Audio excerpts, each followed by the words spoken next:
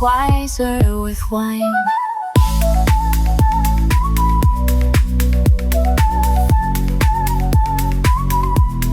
Wiser with wine. Keeping it real, one pour at a time. This is wiser with wine.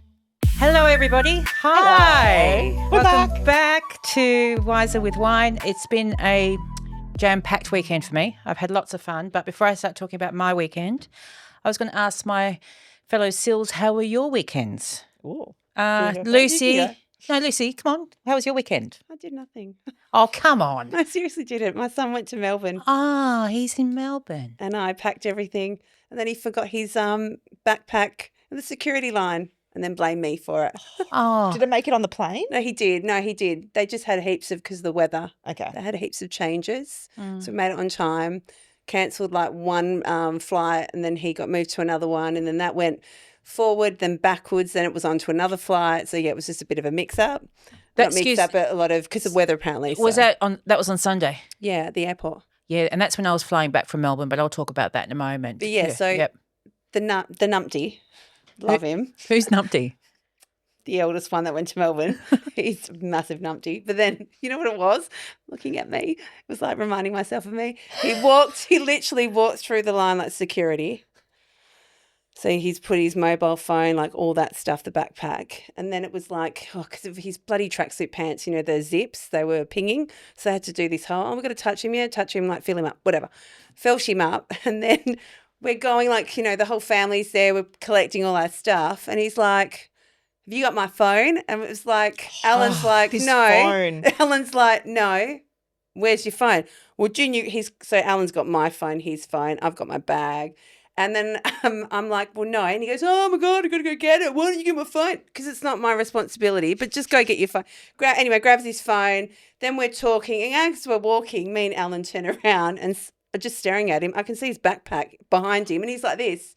Oh, right, we're going to be late. I go, where's your backpack? He goes, well, don't you have it? I go, no, Slow, it's behind you. Then it was my fault that I didn't grab it. I said, I have a bag. I have a brain that's enough for me to function, just to worry about myself. Shouldn't you worry about you? I go, what are you going to do? I go, you got your passport, you got your money, you had all this shit in there. And he was like, oh, I just didn't think. Yeah, no shit, Sherlock. However, Maxim travelled over to Melbourne, what for? How old's Maxim? How old is he, Lucy? I've just gone blank. Oh, sorry. Oh, no. Do you know what it 13? is? Yeah, 14 this year. 14. This year. No, Renee, don't do that to me because I forget anniversaries. I forgot my birthday one year. I remembered it a week later. But everyone did wish me happy birthday and I forgot about that. And then I was like, isn't it this week? Okay, so Anyway, whatever. Maxim's gone to Melbourne for Just soccer. catch up with rallies and then a soccer camp. Soccer but camp. he's then we're calling him every day. And then he didn't even call me when he got there because he forgot. Because, you know, what did he say? A lot is happening. A lot is happening. You got picked up at the gate. You've got fed. You've Got got into car. bed. And he was like, yeah, anyway, that was my weekend. Just saying, hey, do you remember you got parents? He was like, yeah, what's up? And I was like, what's up? And then bro, this bloody term that everyone will understand, bro. Hey, bro. I'm not your bro, dude. I'm your mother. So shout out to Maxim. We hope you're enjoying your soccer training Yeah, camp. girl. Auntie loves you very, very much. At least one of them does. No, I didn't mean that. I mean like you, not me. Anyway. So, Alex, onto your weekend. How'd you go? What did you do on the Saturday and Sunday? Normal weekend, but the highlight of mine was I made my first margarita from scratch that I haven't Oh, had that was a picture you sent. in probably years. Like, I can't even think of how long since I've made one. Maybe like, I'm wondering if I've had one between kids or if it was before that. Say So what? I used to make my own margarita from scratch, like almost every Friday night after work. It was like my thing that I used to do in my apartment by myself Hang in on. my peace and You quiet. haven't done it since. I don't think I've not made one from scratch. Okay, since. so me as a professional bartender, I want you to tell me Yes. how you make your margarita from scratch. Okay. I get my glass. I cut a lime. I squeeze my lime. I pressure on my lime, cut it in half.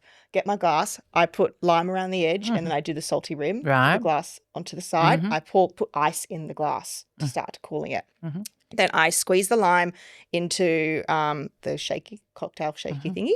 I do 2 shots of 100% agave El Jimador tequila, and I do 1 shot of triple sec. Okay. I can't remember which brand I'm using at the moment, the Continental one. And then ice cube, and then shake, and then strain it into the glass with the ice that's already been chilling. So it's freshly squeezed lemon juice? 1 freshly squeezed lime. Do you you put lime, not lime, lemon? not lemon. Oh, how 1 interesting. lime. And do you put any so is there any sugar in it at all? Just so is it quite, I'm assuming, quite sour?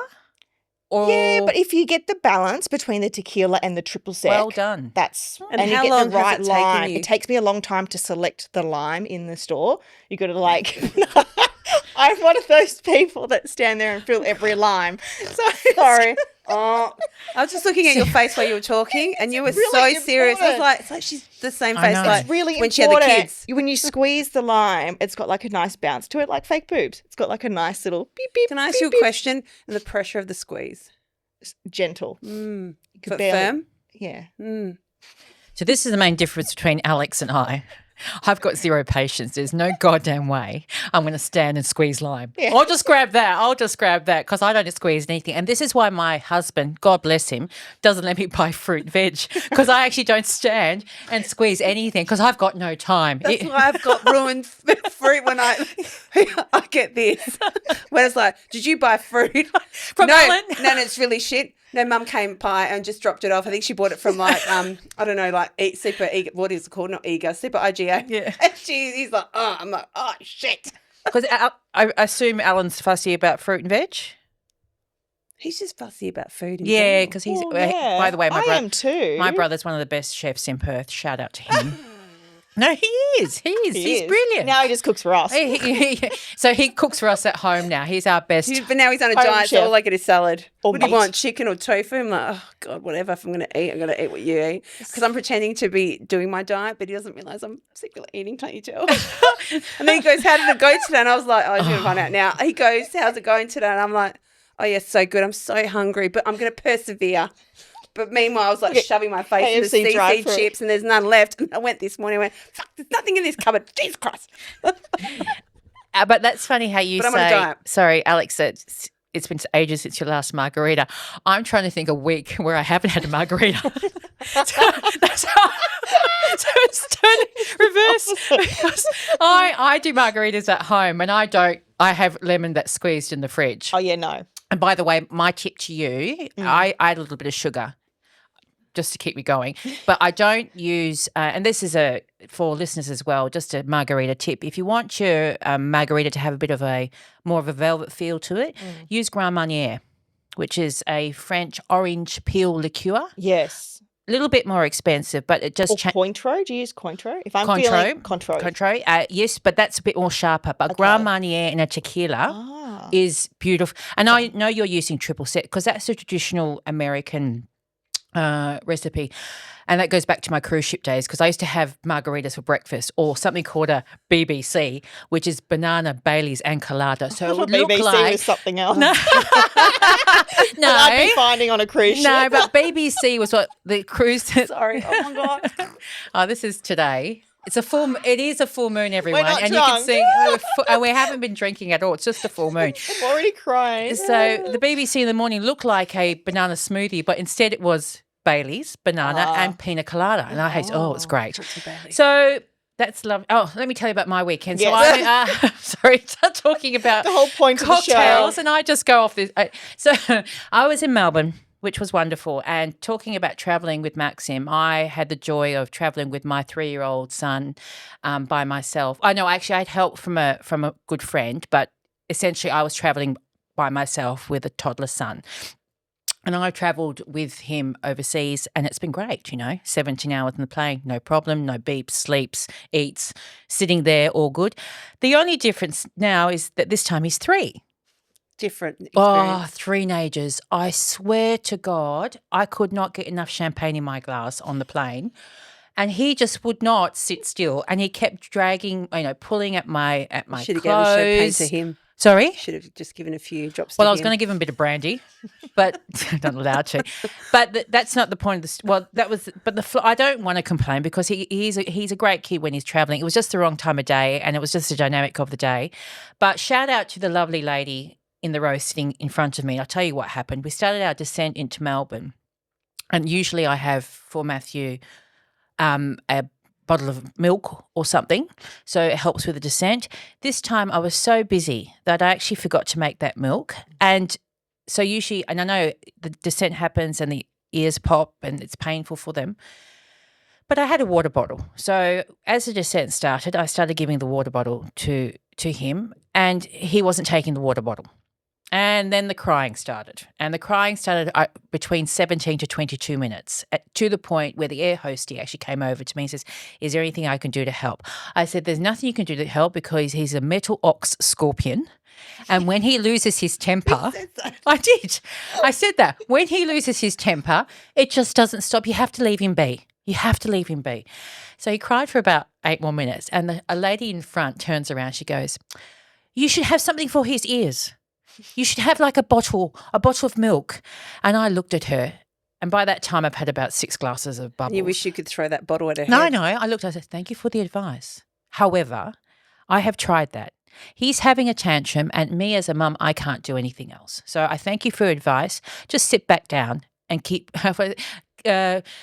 mind your own business is what I said in the nicest way possible. But then when we landed, we were fine. It was all good. So we ended up in Melbourne for the football, and just to let you know, I'm not going to mention the team we went to watch because my husband would not want me. Shit. Yeah, he would not want me to mention them. But we went for a game, and but the thing that happened to me in Melbourne was actually quite interesting. I went for a bra fitting, but I'll talk about that next episode because it's quite interesting what happened. Post-surgery bra fitting, #Renee. And you can see, I'll tell you next podcast about what happened. But I will say Melbourne has a totally different feel than Perth, and we're all aware of that. And in the morning we went to, it's our tradition, 3 of us, to go to Brunetti's. And I always feel like in Melbourne it's much more, everyone's much more well-dressed, you know. It's busy. They're living in the city. You never feel like you're alone when you're in Melbourne. And for me, that's what I never felt like I was alone in Melbourne when I was walking around. And we ended up in our favourite cafe, Brunetti's, in the city, and Matthew was still playing up from the night before. So he's still in this, play-up mood. I've got a B-Box water bottle for him. Mm. And that had been in the plane the night before. I know what's going to happen. Okay.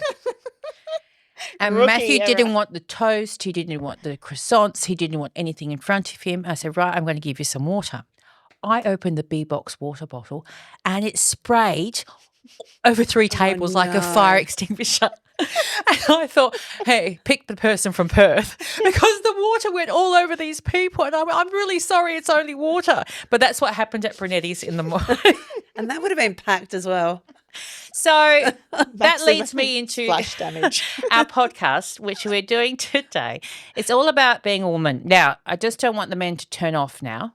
Okay, to our men listeners, our male listeners, because I think it's really important that we talk about being a woman, and we're going to talk about the stages of being a woman, which means from being a woman and how a woman changes throughout her life. And I just mentioned to both my co-podcasters here that human beings get new cells in their body every 7 years. Mm. So essentially, at 7, you have those new cells. At 14, you have those new cells. At 21, you have new cells. At 28, you have new cells. And your body has Going, Sorry, I was just going to say, I'm pretty good. I was thinking, what's next? 28. I zoned out for a second. 35. Went, 7. Wow. 28.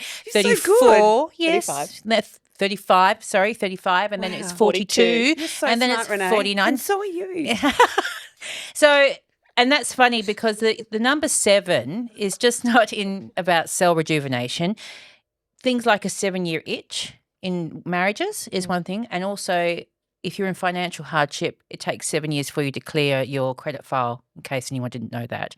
So 7's a really important number. And I suppose if I look at if I look at the topics we're talking about today, there's about 7 years between the Yeah. topics, Yeah. so it's interesting to have that as a backstage to what we're talking about today. But I think we should talk about being babies first, because, and I'm not talking about having a baby. That's our next podcast, if I can mention that.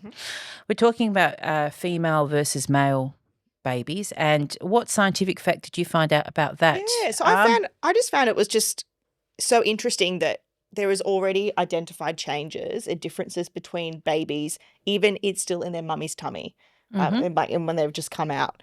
And they found that female fetuses show more sensitivity to light and sound in utero compared to males and boys, like little baby boys. And I thought that was fascinating that there's already is a difference. Yeah. I just thought it was. So they've done an ultrasound and basically put light on the mother's. Yeah, I think that's how they did it. Yeah, the mum lies there and they show blinking lights and sounds and things, and they do like facial expressions, like lights and facial expressions. That's crazy. Yeah. So essentially, the female's more aware. Are we surprised?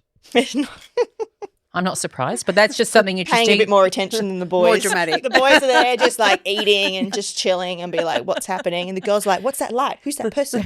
Yeah, because we always. They're a bit more social creatures. Yeah. Right. Oh, that's really So also, is this what you found? What's about the oxytocin? Yeah, the other one I levels? found as well was that that both mothers with daughters tend to have a higher oxytocin level post birth, which oxytocin is the drug used for emotional bonding. So I just thought that was together. That was just another interesting fact that there is a difference there. Don't know whether one's better or not, but just the fact that there is a difference. That even when they're born, I'm just thinking, is it because a mother has higher oxytocin levels because maybe she feels more protective of a girl than a boy? Is that? I'm wondering why that is. I don't know what it is, but there's just. I always try and think back to like what could be like the evolutionary reason behind that. Yeah. And I feel like if you go back not even that long ago, obviously that baby girls would be but would stay around with the mothers in the village, and they would do more social things, and they would do more hunting and gathering of, nuts and seeds together. Taking care of the home. Whereas the boys obviously got a lot more energy. They would go straight to the men. They'd be learning how to hunt. They'd be doing more like external physical things. So I think that's why. So I think the oxytocin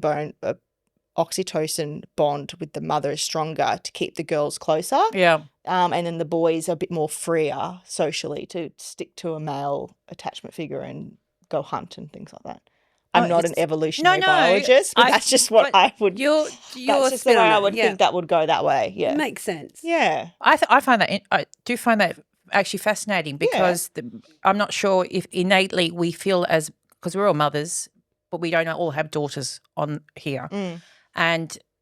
I have one son and Lucy has two sons, and I have one of each, a pigeon pair. And so the fact that a mother may feel that she needs to protect her daughter more, and as you say, it's historical and it's probably subconscious as well. You wouldn't be aware of it. Yeah, wouldn't be aware of it. So interesting facts. Yeah. And I think we could talk about this one quite a lot. Lucy, mother and father chemistry. I feel I have chemistry with both my parents because I'm the firstborn, and Alla would argue that I'm the golden child, and I can say I'm the golden child. But everyone agrees. The chemistry with my dad is totally different with the chemistry with my mum. And my mother used to always say that girls are drawn to their fathers and boys are drawn to their mothers, and that's something I grew up with. But if you asked me when I was 6 or 7, I didn't feel like that. But I feel now, later on in life, I do have a bond with both my parents. Stages.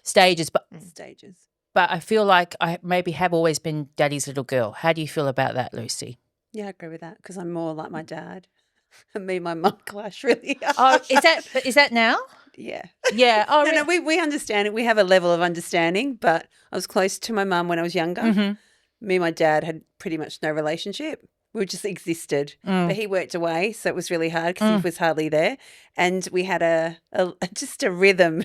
He would disrupt that. And anyone that does FIFO knows that, especially when they're only there for a week. It's hard to establish a routine. But then as I've had kids, and as well, because my dad had a really hard childhood. So I actually have more of an understanding, especially going back to where he was born and then understanding the family history. He really had it hard. So I understand the era as well where he's come from. So I, now having kids, understand why and how he's become how he is. But then me and my mum have got a better understanding too because I've had kids. So I totally get it. But my mum and me are just different people. She's from that era that she's born from, where she, and they're all like that, and European and an immigrant. So they're all worried what other people think, and I don't care. So we're very different. And she used to dress me up in girls' clothes, and I was never going to be the girl with the sandals and the dresses, because I would rip the shit out of them and go like climb a tree.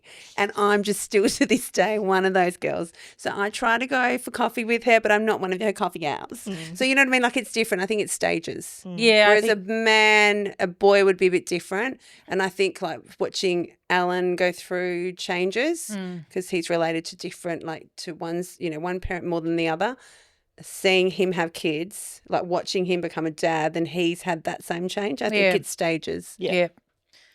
So it's probably, and then I've also I've read articles before I was a mum, and this is, Cosmo days when, we weren't reading everything off the internet. They knew what they were talking about. Yeah, I know. So did I know. Vogue. Look, hashtag Cosmo, hashtag Dolly. Those And Harper's Bazaar was really well informative too. So, but it's I don't know if you felt it, but I did read real stories about mothers who had children and they didn't get that initial chemistry when they held the baby. So like I'm not going to have multiple kids. There's no way. I'm done. But it's funny that some mothers, let's say they had 3 kids, the second one they didn't feel the chemistry like they felt with the first when they initially held the child. Like they didn't get that buzz that they expected, and that was something as the child grew, they didn't love the baby straight away. Not love. Shouldn't say word love. Didn't get that warm, fuzzy feeling like they did with the first, and they felt like they had to work on that relationship as that child grew to make sure that they stayed close. So it's all about initial chemistry, which I don't know. That's a different ball game, but it's all. Yeah, I think there's so many layers to that. But and you could psychoanalyze that until the cows come home. Yeah. But I do think a baby with mother and father chemistry, I think as a baby and early toddler, you get drawn to a different parent for different reasons to fulfill certain emotional needs. And that obviously traditionally the mother was at home and the father was at work. Yeah. But now it'd be interesting to see where if different families have different dynamics now, how the children adapt to that. So, for example, if the mother went to work and the father would stay at home, would you see those roles reversed where the child tries to attach to the father figure more than they would, like it's interesting. It'd be interesting to do. Anyway, it's so boring. No, it's not. Science. It's not boring. Is the chemistry there before the child's born, or is that an environmental factors after? Yeah, exactly. Is that relationship innate, or is it environmentally influenced? Do genetics dominate it? Yes. Or does it adjust for environmental factors? All right, both. Anyway. All right. But in saying that, we probably could talk about being toddlers, and I suppose. We all have toddlers. No, Alex and I have that stage. Alex and I have 3.5 and 1.5. God, I have I'm not at the toddlers, toddler and age. you have a. Actually, I take that back. I wish I went back to the toddler age because they don't shut the fuck up now, and they've got an opinion on everything, and I want them to wear what I want and not what the fuck they want. Anyway, go on. Lucy's a new teenage mum over there, so yes, okay. You just But wait. yeah, so we saw that reel. We saw that reel from Erica Commissar, who's a psychoanalyst, and she noted that toddler boys, 0 to 3, are more neurologically fragile than girls. Emotionally, they need that attachment figure more. They're more prone to aggression and behavioural problems, and that they're more sensitive to stress and they learn differently. So they need that physical expression, that running around. So this is real research to say that little boys are much more sensitive than girls, and you'd think it would be in reverse. Stereotypically, Agree. you think it'd be in reverse. But it's not. But it's not. And I suppose that's where you come back to maybe that chemistry between a boy and his mum, and maybe that security is something that they need. And on the other side of that, maybe that's something that's overlooked by mums because, they don't see it like that. But this particular Instagram is called hashtag Dynamic Parents. And can you say the doctor's name again for Erica us? Commissar. She has some amazing statements about being a parent, and I just happened to come across that this week. And I think it's really true. So I've just had a boy who's now 3.5 and I've had a girl who's 1.5. And the differences between the two in that emotional attachment is just incredible. Like my oldest son, Raphael, like we weren't able to send him to daycare because of how emotionally traumatic it was for him. Mm-hmm. So we tried twice, 6 months each time, or one time was almost a year. And then we just had to pull him out of it because it was just literally emotionally traumatic for him to be at daycare, even though the daycare centre was incredible and the people were lovely and he had bonds with people there. Like he would go there and I knew that there was a couple of women there that he'd love them, like, you know, but just overall it was so emotionally traumatic for him. His bond with you was stronger. Yeah. So I had to pull him out, and I could just see over the course of a year, just him I had to see that emotional bond heal and just him grow as a person. And then his speech developed and all these other things developed because he wasn't at daycare and he was home with me. So I just thought, and then obviously on the other hand, Sophia, she's 1.5. I can already tell that she can't wait to go somewhere, like explore, like, because we recently went to Bali and we had, you know, they had the kids club room and she just like runs off. Like she just like loves it. Like she talks to people. She goes up and talks to people. In mother's group, she talks to people and she's like, what are you doing over here? She's got little friends. Or Raphael's always constantly like looking at me. But now after a year of fixing all of that emotional attachment and fixing that, he's so much more confident now. So when we go out to new places, he's like, hi, my name's Raphael. And he like talks to people a bit more and it's just, so cute. It's completely fascinating. And so that probably leads into, you know, the emergence of gender stereotypes. Yeah. I know you've touched on it then, Lucy. Your mother liked to dress you up like a, you know, a little princess, and you were far from that. Just think about it. Yeah. So, but I think about my son, and all he watches on TV is rally cars and sport and F1. He asks me for F1. So I've learned all about F1 thanks to my son. And also, what's the other thing? MotoGP. Yeah. So that's all he watches. And boring stuff, no offense. No, No offense to anyone. I'm sure I've it's got great. involved now because I have to. Because I'm Do you drink more, do you think, your intake of alcohol? Because mine would be off the charts. Because you have to watch those shows. I'm not going to talk about my alcohol consumption. No, I'm just saying. What, though, Randy, when you're watching it, I don't know, like, Matthew loves it, but we're watching and I was like, he's gone around. Like, aren't you bored? It's not so much the cars and the things going around. It's the drama behind the scenes. Yeah, but you don't see that. All I see is around. And he goes, car. And I'm like, yeah, wicked, wow. I'm bored. We'll sort this one out later. We'll teach you about. So so naturally girls go, well, okay, I'm going to say this. Girls go to, you know, dolls and. Not all the time. Not all the time. And boys go to trucks and cars. Let's use those two examples. But I have met probably children in our families that aren't like that. And I don't know why, but I've met girls that like cars, and I've met little boys that like dolls. My boys play with dolls. Yeah. Did they both? Though, they both went through the phase, but the youngest one is obsessed with dolls. Oh, yes. Is it not a doll? It's an action figure. Oh, whatever. It's a that's what I'm just saying. I'm using quotation marks. No, mine are dolls. Yeah. You know what I mean? Like they went through a phase. Well, the youngest one's still in a phase, and his favourite one of the Wiggles is, I know Emma's not in it, but he's still got the Emma bloody toy. So he plays with Emma, looks after. He's got I think now we're down to 6 of Emma's, the plush toys. He loves them. He loves her more than anyone. So this whole, I don't know when this whole gender colour thing happened, or toy. Let's say a girl has to be in pink and a boy has to be in blue. I do remember when I became early on as a mum. I looked up the colour pink because I was trying to figure out why can't I dress my son in pink just for fun. Salmon. Yeah, that's it. So in the 1950s, apparently. I'm thinking Ross from Friends. Salmon. Oh my God, I just pictured that. In the 1950s, apparently pink was used to dress little boys up. Like it wasn't something that. Salmon? Yeah, no, it was like we can say salmon pink, whatever.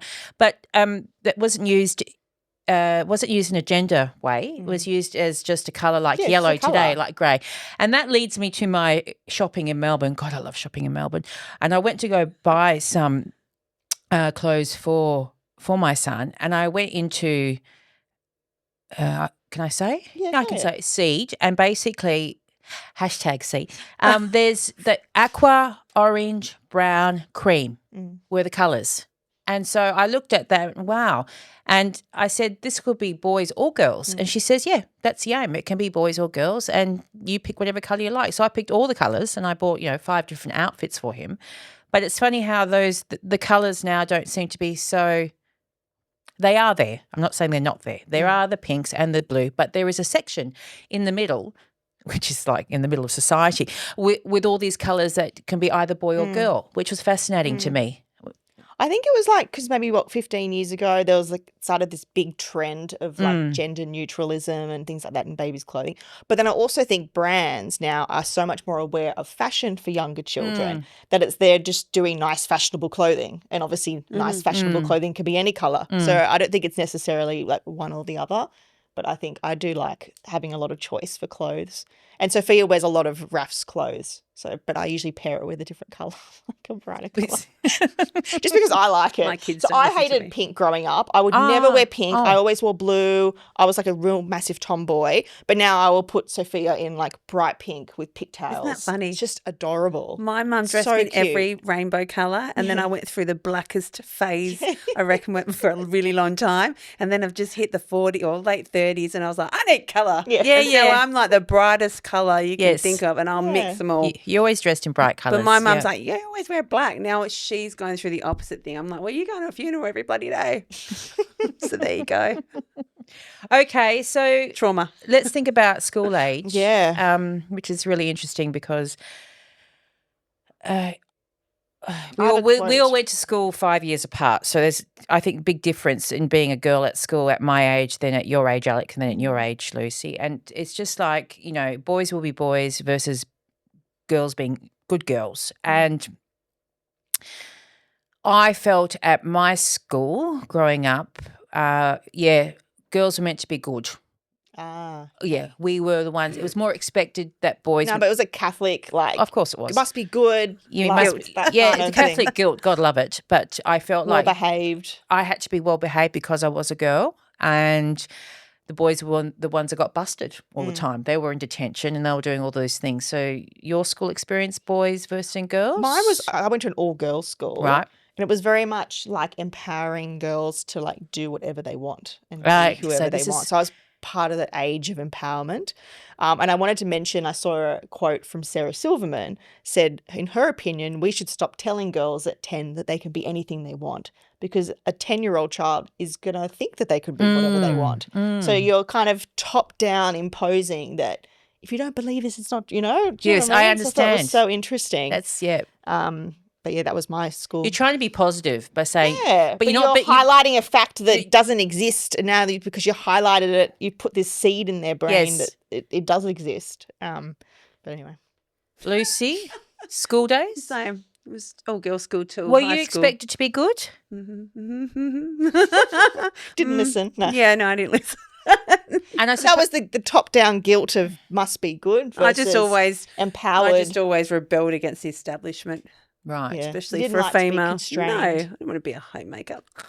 You know what I mean? Like, oh God. Because that's interesting. Then, yeah, about the career choice and being told at school what you can do. It was the same crap though. It's always the same crap. You know what I mean? Mm. And then went to mixed, and it was just fight to the death kind of thing. Survival of the fittest. Yeah, it was. And so they were, and then we'll start talking about something called menarche, which is when you first get your, how do I say it nice? Oh, I'll just say period. What's the big deal? You can say anything you want these days. Menarche is start of period. That is a nicer way of saying it. Well, what shall I say? Just menstrual cycle. Oh, here we go. Let's talk about the become a woman. menstrual cycle, I could everybody. go real okay, Oh. rag. But do jazz hands when I say rag. Or you flow. Yeah, you Yeah, flow. become a woman. No, anyway, and I suppose Sorry, I was thinking medical terms. I'm happy to I remember the time that I got mine, and I was 12, and I was actually at a laundromat, which was quite funny because I was at a Well, you could clean it there. I know. But then I came home and I felt like I was so embarrassed, and I was with my aunt at the time, and I came home to my mum, and I didn't want to tell my mum. I went to the toilet and just tried to deal with it. But that was my first experience of it, and I'm happy to talk about that now because, you can. And it's not something you should be ashamed of. Do you remember your I was first? just at home, Yeah. just very uneventful, just told, was like, Mom, it's happened, Yes. like that kind of thing. Because obviously there's enough like education at school leading up to those years that you kind of know. Yeah, very But uneventful. how old were you? Oh my God, I can't remember. I can't remember. Probably 12. Yep. I think year 5, year 6. I can't remember. I think it was 13. Year 6. Lucy? I remember Maybe 13, or- 12, yeah, remember. 13. Were you at school or at home? No, I was dancing. Oh, okay. See, That was fun. see how we all remember it. Ah. But then I think about my journey, and we'll talk about that a little bit later on. I was like clockwork to the hour. So I have had, how many years is that?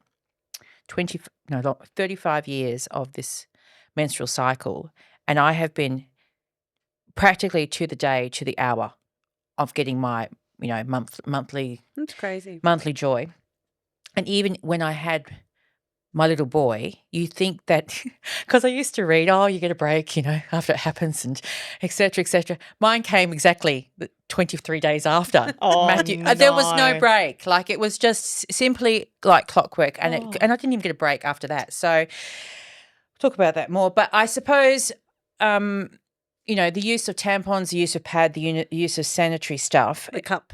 Yeah. Did we talk about the cup? Yeah. But I've never done it. Don't want to do it. Well, we've spoken about the cup before. I think before we go to our 30-minute break and start talking about food, let's talk about the cup and then talk about what happened with the sanitary stuff overseas in Croatia.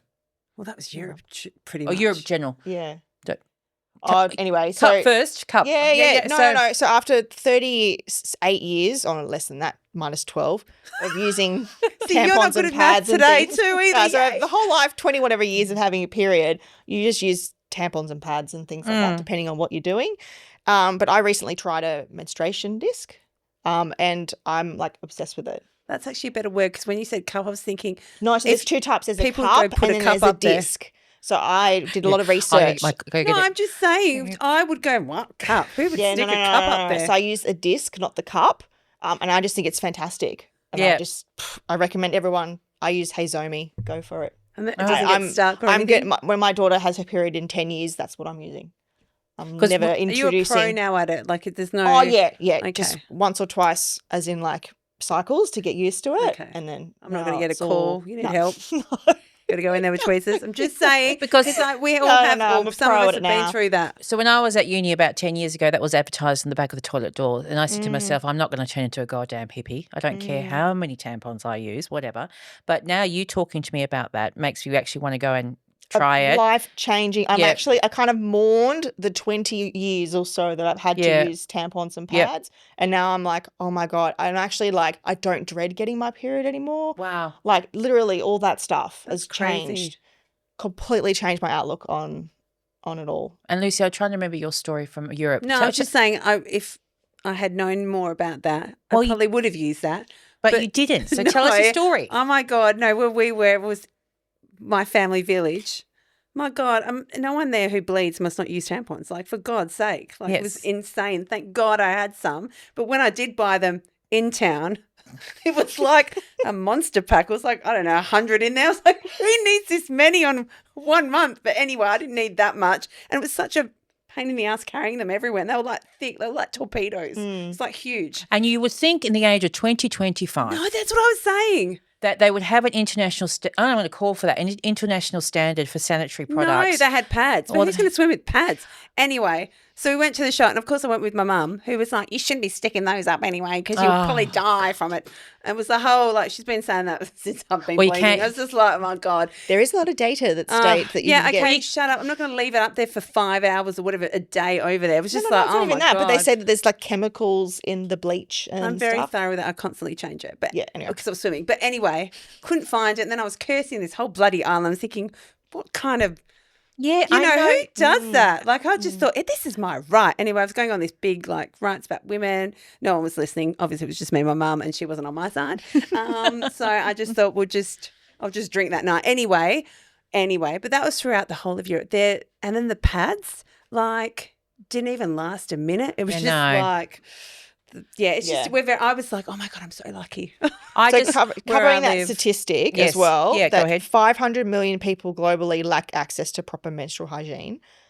I reckon just some billionaire to buy all those people menstrual discs because they last forever. They last a really, really long time. I think we should. It's better for the environment. There's no more usage. We should DM Elon Musk and just tell him about our Do you know business what? idea. A man must have been behind the whole thing Of about course. I don't know actually. invented it. I I'm didn't pretty actually sure really saw men him invented tampons and but they're pads. dicks. Yeah. It's not offence. Well, I love no, you guys. but Yeah. you know what, Got I think uses. we should get some billionaire onto this and try and make an international standard for sanitary. I mean, that's real stories. GST. Why must I pay GST on stuff I need? Aren't they going to take off that and people are going to have free well, they're stuff still now? charging it, so I'm going to complain about They it. should just buy everyone a It's like menstrual women's disc that rights. lasts Jesus forever. Christ. Yep. All right, so talking Next about topic. women's rights, so before we go into our 30-minute break, we'll take a break from talking about Auntie Flo and basically think about Regina. the early 20s and stuff like that. I'll give you my story first. Of course, I think I've mentioned it before. I was on a cruise ship and I got to uni and I did all the right things and I got a car for it and my parents were exceptionally proud of me for my efforts. But then I started traveling and then that was it. You know, I disappeared for 12 years and I ended up on a cruise ship around the world and it's probably it's taught me so much. But I'm thinking about the genders on board. And, of course, I reckon at that time 20% of the crew were female. There were more males on board. You're talking 1998, 1999. But as you go through the noughties, which I was in my early 20s, if my math is correct. Well, It was. Let's make You it were like early that. 20s. They started throwing me into officer positions. Like I was the first, I mean, whatever. I'll just say, because I was the first female head sommelier, then I was the first female bar manager, then I was the first female. On your cruise ship, yeah.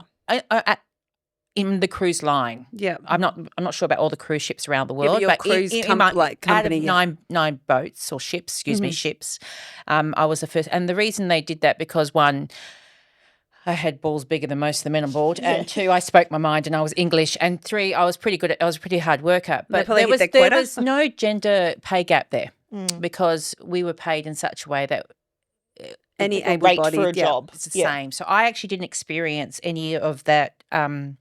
Not in the inequality in the sense of no inequality in money because I had all these opportunities as a female because of where I was in the world. I don't know, what were your experiences in your early 20s?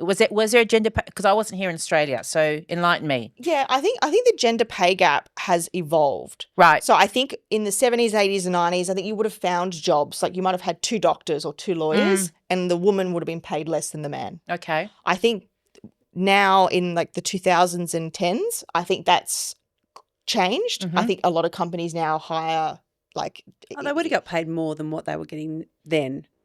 Yeah. But what I'm trying to say is now it's like an equal role. Like we're hiring 1 lawyer and the rate is X, and whether you're a male or female who gets it, you get paid the I same. think it depends on the. But what's changed now with the gender pay gap is you've got to take into consideration that women tend to take time off work to have children. While they're not working, they're not getting paid superannuation. So that's not then growing. So when a man and versus a woman retires, a woman tends to work less in their overall working years and therefore will have a lower superannuation nest egg. Which they do. Which they do. Yeah. Only some companies then do also- pay if you come back, an incentive. There's a lot of companies that do pay you because I had that. As long as I came back in the year, I did get paid that super for that year that I missed. Yeah, that's amazing. That's an incentive to come back to Yeah. work. And I know a lot of companies do that. But yeah, generally what you're saying is also- correct. And then also stereotypically, men on average, according to statistics, men would take more higher paying jobs than women. Yeah, okay. Oh, that's That too. without a doubt, yes. But let's just say that. Like, not that women and then they can't also do would that, but hire the man stereotypically. even though the female was more competent. As I've seen. Maybe back then, but now in my career, so I went into construction and property development. I rode the wave of, oh my God, there's like 100 men that work here and 2 chicks. Let's hire some more girls. So I rode that wave of taking advantage of being a woman in that industry and probably got hired for certain roles because I was a chick. Yeah. And bugger it, you know. So there was a wave of that, but that was like 10 years ago. And then now I think people are trying to be even more diverse than that. And then now there's also a backlash to, no, I'm a firm believer of just hire the right person for the job. Yeah. Yes, No matter- I agree. No matter what they are. I agree with that. Yes, I agree. Yeah. Yeah. Absolutely. It's Yeah. funny when you do hear about it. I think it's right to try and have a bit so that you don't end up having 100 people, 100 boys Yeah. and 2 girls. It's nice to have diversity. But it's funny But when then you I hear think- that though, because Yeah. my cousin used to work for, well, basically it was like to do with customs and stuff, whatever came off and the ships and stuff like that. They did say that they tended to, which was funny to hear, it's the reverse. They tended to hire more women because women took care of the goods, whereas the men would, the pallets would come in, they just chucked them, whereas the women were very careful, efficient and quick. And it was just, interesting to hear that take. Do you know what I mean? I was like, oh, of course, because it had to do with, like the cleaning. Do you know what I mean? Like it was that role that we play. And I think, typical. But it was quite funny. I was like, maybe I should get a job there. All right. So now we've spoken about pretty much, being a baby, being a toddler, school age, post-school, early 20s, our first steps into the employment world. Maybe we start talking about sweet twist cookies on our little break here. Do you want to do those, Alex? Sure. Or because you like, I always do the little promo for the cookies because I'm the only one that eats them. I'm on a diet. Oh, yes, so you're on a diet. I'll eat them later. But no, thank you to Sweet Twist Cookies. We love having your cookies here with us. They're amazing. Just found out you do markets as well. Mm-hmm. So come check out the markets. Which is the market? Usually Subiaco markets. Mum's there, so please come along. And then order online as well. Go Instagram, Sweet Twist Cookies. Yeah, fabulous. All right, so this is the next topic we're going to talk about is finding a partner. So we finished school, go to uni or job. And then finding a partner all of a sudden now we're like, settling do we down. have a baby? Do we get No, married? you don't have to get find a partner. You can be it's on not. your own. I'm not saying that as I have to. I have to say that as someone who was travelling and someone who comes from a very, strong European family with strong family ties, there was an expectation there that I would, not an expectation, a hidden question of when was I going to settle down. Can I just say, I say this to your mum all the time. Did you ever think you'd have a son who's 40 and not married? Yeah.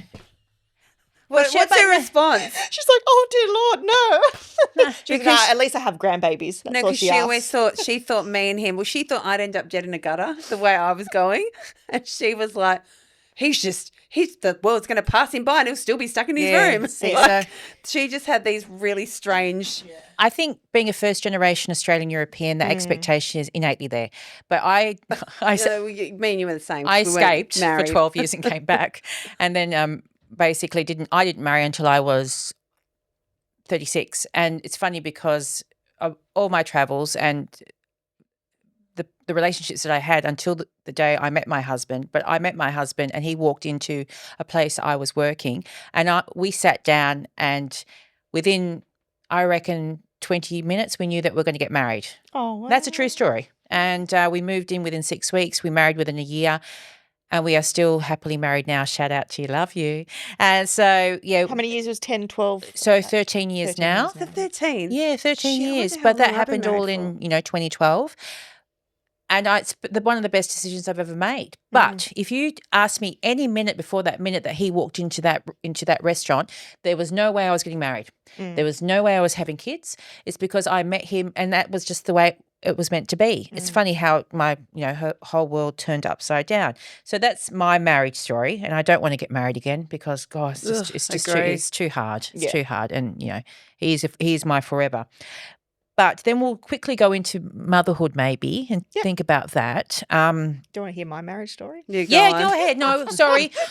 I shouldn't cut you off. Your marriage story. Apologies. Go ahead. You're like, bitch, what about me? I'm sorry. I was going to say, because I've obviously had a journey with the word marriage and what does that mean. So I went through the traditional path of, being in your mid-20s and meeting a boy and you date for a couple of years and then you become engaged. And then you get married, and then the wedding, unfortunately. So I got married, and then the marriage ended in a big ball of fire, which we can discuss in another podcast. Oh, I can't wait. We'll have to be drinking for that one. Yeah. And then that all happened before I turned 30. So my understanding of what the word marriage was just kind of like kaput. So, and then I went through a whole period of like 4 or 5 years, not really dating anyone. And then I met your brother. I'm not him, you. But again, then I was like, I don't want to get married. That, to me, the word marriage now and what, I guess I've always wanted to be married, but I don't want to have a wedding. Okay. So big difference, Mm-hmm. like in like my understanding now. Well, but yeah, that's not going to happen because I'm your wedding coordinator. And we're going to have tequila shots at 10 o'clock in the morning. She's going to run like the wind. She's out of here. No, it's going to be great. Famous but last words. and look, to be honest, if it wasn't for COVID, we'd already be married. Oh, okay. So, because a timing of our relationship, like we met in 2019, and then like it all happened in like 2020, and all shut down and all locked down. So the odds of us actually having a wedding and getting together were just not possible. And then obviously biological clock ticking. So we decided to have, as much lots of couples do this now. Yes. Is you get together, you're committed. You technically haven't had a wedding, but you decide to have a couple of kids first. Because for us, timing that worked out better That's more to have a commitment couple of anyway. kids. Yeah. And then we'll just push the wedding down the line. And then now we wanted to get married when our youngest daughter was at least 2, so that she was a bit more, she'll be 2.5 Part at of our it. wedding. Yeah. So she'll be like, come here, talking, Yeah. this and that. She'll be a little flower girl and stuff. So, That's cool. and push that That's out now. cute. Right. Yeah. Actually, I'm got a surprised couple my of brother friends now proposed then. to you. I thought if anyone knew were going to propose to him, that was like a shock. When we got the I call, think for about 2 I was like, years- wow. I think for about 2 years, or even obviously before that, because then before Ralph was born, I think I had a piece of paper with like 6 rings that he was able to choose.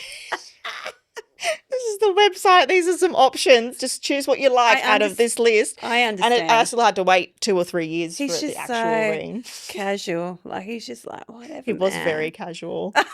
He very waited. casual. And you know what? He waited till we all left. Yeah, it was on The- Christmas Day. Then we were like, The first what the hell? Christmas we held at our Yeah. house. We all got a Yes. call after. We were like, we were just at your house. He's like, we did it private. Oh, and then, everyone going, private? We were right there. We should have been part of it. Quick, drive back to the house. Yeah. I think we're going to leave motherhood for now. Yeah, we're going to talk about that in our I think we next talk about that podcast. more next podcast. But I think I would like to just mention menopause because I think I should mention menopause. She's been hanging to say. I'm going to do 2 minutes. You're our All I'm pioneer going to on say this, is Renee. menopause or menopause because I don't know because I was the day that my menstrual cycle came to a halt was earlier this year, and I actually thought I was pregnant. And I'm not the first. I'm sure I'm not the first 47-year-old who felt that because I thought there's no goddamn way that I'm going through menopause. And then I called my mum, and that's what apparently you should do. Future reference for you, because apparently what happens to your mum happens to you. And my mum goes, "Mine just stopped." I've got no heat, night Flushes, sweats, no flushes. Mine just stopped, and I thought to myself, But Different risk experience I went through. I can tell you now, I'm into it now. Probably about where are we? 9 months? No, 7 months in, and to me, it's the emotions are definitely up and down. I don't want to do anything like hormone replacement treatment or anything like that. I'm doing a lot of natural stuff to try and make sure I keep myself balanced on this new chapter of my life. But I can tell you it feels better not having to worry about every 23 days having to, get your menstrual. 28. bit. Isn't it 28? It was 20. Oh, you it mean- was and then 28. Then it turned 23.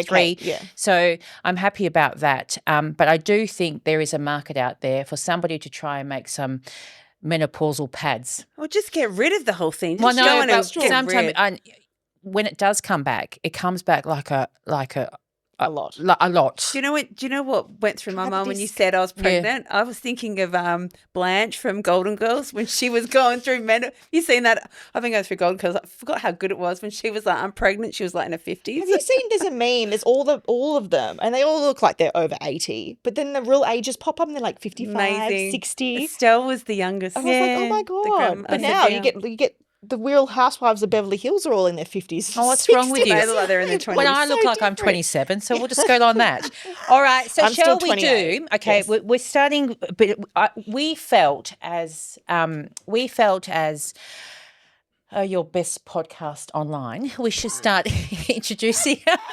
We should start introducing ourselves to you a little bit more, and you get to know us as people. Not that we don't reveal enough about ourselves in these chats, but I thought it'd be nice over the next 3 podcasts for us to have like an interview of one of us here on the panel, but. It's not as easy as that because we have to play a game of rock, scissors and paper beforehand, and whoever loses is the person that gets interviewed. And my logical counterpart here is going to be the one who's going to explain the rock, paper, scissors, how that's all going to work out. And whoever gets interviewed whoever's getting interviewed can pick the person who's going to ask the questions to them. Am Sure. I making sense? All right. Okay. Okay. Yeah, I think we got it. So we got it? Scissors, paper, rock. Oh, I'll do it again. psychology here. Ready? 2 scissors. Scissors, paper, rock. Jesus Christ, what do you like? Scissors, paper, rock. Okay. So I lose. win, you lose. Okay. Now you and me. Ready? Scissors, paper, rock. Okay. On you gonna 3? do No, it? I'm just, let me just Jesus. breathe. I'm getting Hang on, excited. 2 blondes, not a good thing. Ready? Go. Scissors, paper, rock. Oh, So okay. Lost. you lost. Okay. So So you get to pick now. you, Oh, do I get to pick? Okay, I'm going to do Alex. No. You lose. So damn you it. pick who interviews you. yeah. Oh, okay. Alex can do it. Oh, you want me to do it? Yeah. Okay. Lucy, what is the first thing you do in the morning? I stumble out of bed, like crashing to the coffee machine. I've actually tried to go through the door because it was closed. I don't. coffee. I don't sit there and go. I just go, oh, coffee. What TV reality show would you absolutely thrive in? Oh, Below Deck, Mediterranean. Oh my God. I know that's going to be Renee's answer. Oh my God, I just watched it last night, Below Deck. Oh my God, those guests were horrible. No. Shocking. But I'd screw the bosun. Anyway, go. Oh, yeah. Isn't it always? It's he's always nice. the bosun. Not always. Not always. American. I'm New Yorker. Actually, if he'd shut his mouth up, it'd be okay, but go. What part of your body would you change? Oh, I've always wanted to extend my legs, but then I can't walk and I don't want to be in a wheelchair. To extend your legs. So Yeah, you you know, be taller, extension. like Yeah, to longer. get taller. Or actually, the whole body. Slightly Actually, you know taller. what? No, I try to get longer legs so I could be at least 6 foot. Because I was always, because I'm sick of all my tall friends. What is with you tall people? Them wearing bloody heels. I'm trying to catch up to you, not make more of a fucking difference. Although they can see over the crowd, which has always been good. Yeah, that's what I do. If you had to get a tattoo right now, what would you get and where? Oh, Betty Boo. Betty Boo, on top of my hip. There's a story, but it doesn't matter. Coloured? I actually like Betty Boo. Do you know who Betty Boo is? Yes, I do. Love her with a big black hair. She actually Anyway, did go. like you before That's the I hair used to get change. called Betty. That was my nickname. Doesn't matter what country. Go. What did you want to be when you grew up and what happened instead? It depends. It was a stripper at one point. Just like the pole. You would have been a really good stripper I thought with your dance background. I have taught little kids how to do it, but I haven't said it was a stripper. We just used the pole and the. Well, Yeah. that's really bad to say, isn't it? No, they were bored on the bus, and I was like, just do this, and I was telling all the parents, I've just taught them how to be a whore. I actually don't know. Oh no, I wanted to be a dancer because I was dancing. Yeah. And you became a dancer. Professional dancer. Yeah. Didn't become like. Oh, no, you were Well, I stopped. Anyway, go Can on. I just intervene? She's you I'm were very good drunk dancing. no, you were a very And good. You're a very good ballroom dancer, Okay, Lucy. go on. Sorry. Yeah, whoop-de-doo. Okay. Woohoo. What's the one thing you always lie to your partner about? Oh, shopping for sure. Shopping for sure. But now he knows, but we just go through the pretend that I'm lying, but he knows. We do the wink and I get a lecture and then we go through the same thing again the next week. No, can I just tell you, because it used to be like, it's not really lying, it's a white lie. I put the clothes in the drawer and then when he found them, I said, oh, they're old. Yes, I've Because done. they were in the drawer for a week. Yes, They're old, Yeah. but they had the tags on. Yeah. So then he figured that and now it's always like half price, but it's never half price. Yeah. Because it adds 40%. When was the last time you felt completely at peace? Oh, God, when I had no kids. No, when I was in Europe and my son was on the camp. I was on my own and I was with a drinking partner. That was really cool. Okay. Yeah. Go on. Watching him do his little accomplishments. Oh, I was actually at the cafe, but having peace. Yeah, we'll go with that. Makes me sound normal. What's something you stopped giving a shit about as you got older? I don't know if I have. You can leave it at if you like. I don't think I've really given a shit. Yeah, I so say you that I never give a started shit. in the first place. Yes, it's just gone even worse That's now. interesting. I really don't give a shit. What moment or decision changed the trajectory of your life? Kids. I mean that with my kids. That's a great segue. I have one more question, but that's a great segue into our Okay, next go. podcast. What's one more question? What advice would you give to your 16-year-old self? Oh, well, I never really gave a shit, but just go But now for it. looking back, Just go for it even more. Wish I did more. Wish I did more stuff. No, there was a lot of things I've had a few regrets, and I thought, shit, should have done that. Should have gone there. Okay. Just grab it. What is Bull it? by I was the going to say the horns. balls by the horns. Balls. Speaking of balls now. grab No, the like bull by the horns. so I've got balls. You know what I mean? Yeah. Let's just great. leave it on that because I'm Okay. just going to go now. I need a drink. All right. Coffee. Just wanted to ask Alex, we Yes. have a lovely following, and we are grateful for all the listeners and all the messages that we get about this new podcast that we're doing, because we are going to be really famous. But in order for us to be really famous, you have to do a few things. Alex, would you like to tell us what we do? Yes, What we so- do? What do our listeners do to get us famous? Yes. So if you are watching on Spotify or YouTube or Apple Podcast, please like our podcast. Please tick the subscribe or following button. And also, if you like any of our reels on Instagram, please share them to your stories. Okay. Or if you have any questions or anything, need help, just DM me and I will do my best to be tech to help you do this. But please, I can see all of your views and all of your likes and all of your comments. But if you can share it to your own pages, that would be a really big help in supporting our podcast. That was very well done. Thank you. Very nice. Oh, that's very good. All right, so we're going to call that a wrap for today. Yes. And we're going to be talking about motherhood in our next podcast, and we look forward to seeing you then. So have a great day, everybody, and speak to you soon. See you later.